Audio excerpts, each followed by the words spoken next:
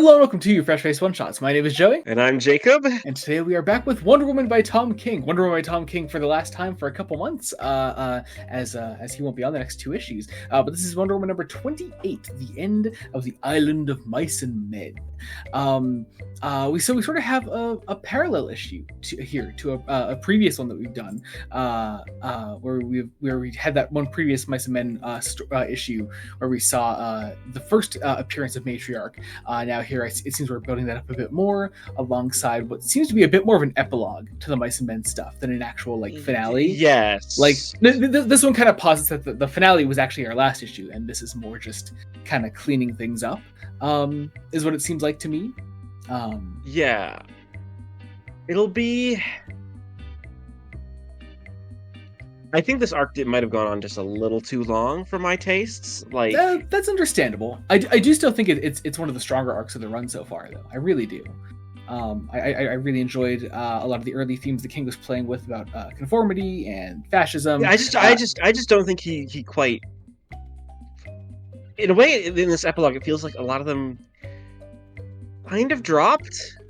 So I disagree with that. I feel like a lot of the themes were dropped in the previous two issues.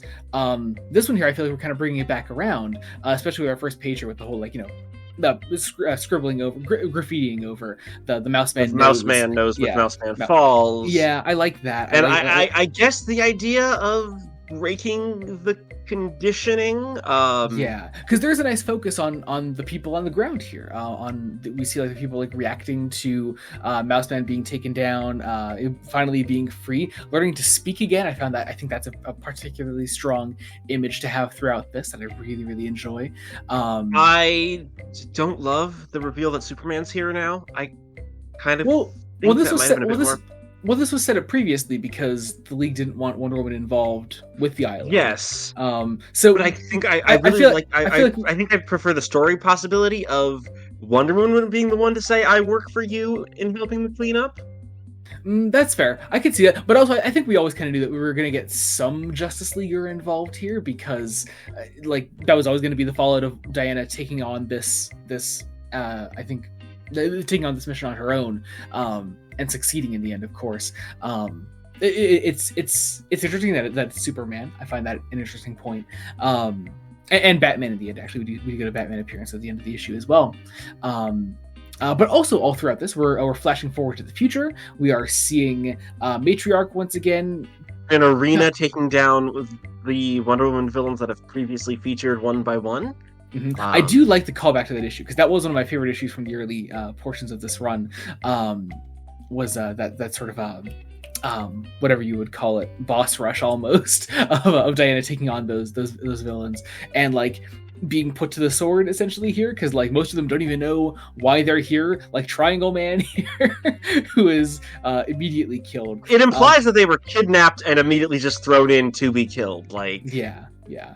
Once again, King's playing around with the whole this is the bad ending because we are actively just murdering various Wonder Woman villains, one right after another here. We see the death of Triangle Man, Silver Swan, Dr. Psycho, all while once again we're going back and forth between Diana cleaning up the mess on Mouse Man Island, her little talk with Mouse Man here.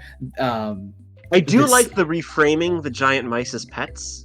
Yes, I do. Well, because we saw that is a detail I particularly really did like. Yeah, I love that back at I love that especially back in the prequel issue, or not the prologue issue to this arc with Diana and Steve at the Capitol. I enjoy seeing that a lot. It seems like Diana's connection with these mice again is really great and kind of cute. And Diana's a character here, interestingly, is hinting at retribution against Mouse Man, despite everything, which is making me wonder, so what exactly is going to be the big I've gone too far and fallen moment, and will it be... Probably not in what Phillips is writing, though. I'm very excited to see what Phillips does with Diana. I highly doubt we're going to get any sort of edgy Diana stuff in the next two issues because totally different writer. It's an arc about Trinity meeting the rest of the Amazons, and I like that. I like that idea. So I'll be curious to see. But also, I'm so are you going to do it during this Wonder War that is going to be. I don't want to say like it's got to be like what everything's been building up to. I'm guessing. Like, I mean, we're building up Matriarch. I think there's still a lot of bridging to do, like until we get to this bad future with Matriarch killing all these villains and having. I believe, yeah, we've confirmed that Diana is dead in this future. And also possibly the Justice League might be dead because. Yeah. Well, yeah, because we saw Matriarch kill all those other Leaguers and that other Flash Leaguers. Which is also, I'm assuming, the same feature that Lizzie in her talk with the Sovereign in those flash forwards. I'm assuming that's the same timeline that she's from, if not maybe slightly before. I could see either being true. Yeah, but, it's weird. It's a little weird where we don't quite know where we're going. Yeah, I'm sure things will get cleared up once we start getting into the Wonder War stuff, but I am excited for the bit of a step back when we get the Phillips issues across January and February. That'll be nice. We do get the rest of the villain murders here with Giganta, with our power ring, and then sort of like Matriarch ruling overall in the end. We have Clark and Bruce reaching out to Diana in the end. This interesting idea that there are rules being broken put into the mouth of Superman, which I'm like, Well, I mean, Superman. I'm not sure that's inaccurate. Like, Superman has a code he lives by, But I also like the idea of Diana, like, Diana and poetry here. Her interest in the arts and life in general. With her daughter, I enjoy that take. I'll be curious to see what King does with that in the future. But yeah, that's the rest of the issue. Oh, we do also kill Grail in the end. Grail was the other one that I was forgetting about. And Grail, of course, being the one that gave Diana the hardest time last time she took them on. But yeah. As the little blurb at the end promises, we return to paradise, and in 2 months, the Wonder War begins. I'm guessing we're heading into the next sort of big push in King's Run, and I'll be curious to see where all that goes as we continue onwards. But overall, a solid issue. I'm definitely looking forward to the Phillips issues. Looking forward to just that little breather in between because it's been pretty intense lately in this run. So overall, I did enjoy the Island of Ice and Men arc, and I found a lot of the earlier themes King was playing with to be a bit stronger, but I do feel he brought it back around in the end. Part of me is wondering if this man's being overworked because he's now working on the films. And I mean, yeah, he's talked about that pretty openly, that he's been doing so much lately since working with James Gunn. But I mean, yeah, if it means we'll get some guest spots from other writers, I'm cool with that. I'm perfectly open to that. I think that'd be cool.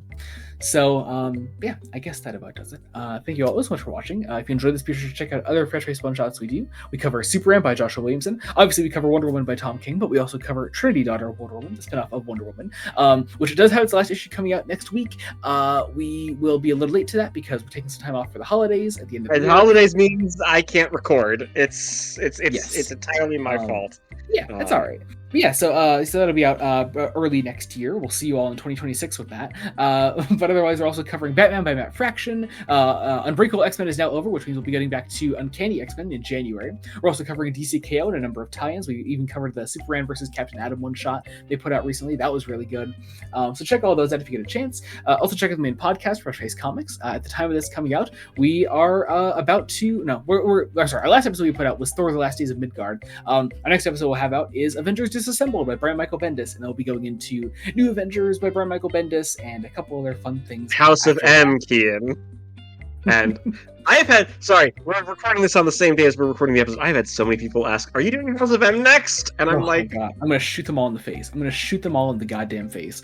All that is said, and if you want to see me shoot people in the face, no, that wasn't the right transition, join our Patreon, patreon.com/Blood Studios. You can get all kinds of fun things there, like early Star Trek reviews, exclusive Star Trek commentaries, Fresh Face extras, and if you're not into any of that, there's a general support tier. It'll get your name down in the description of every video we put out. People see your name down there, see you're a cool person, they'll want to be a cool person, and they'll join the Patreon. That's how it goes. I have it on so new content, Patreon exclusive content coming in the new year. Patreon in the new year. Jacob is watching a lot of bad movies coming up soon, and that's going to be a lot of fun. I think there's going to be a new tier for that. Nothing is set in stone with that yet, but be on the lookout on patreon.com/Blood Studios.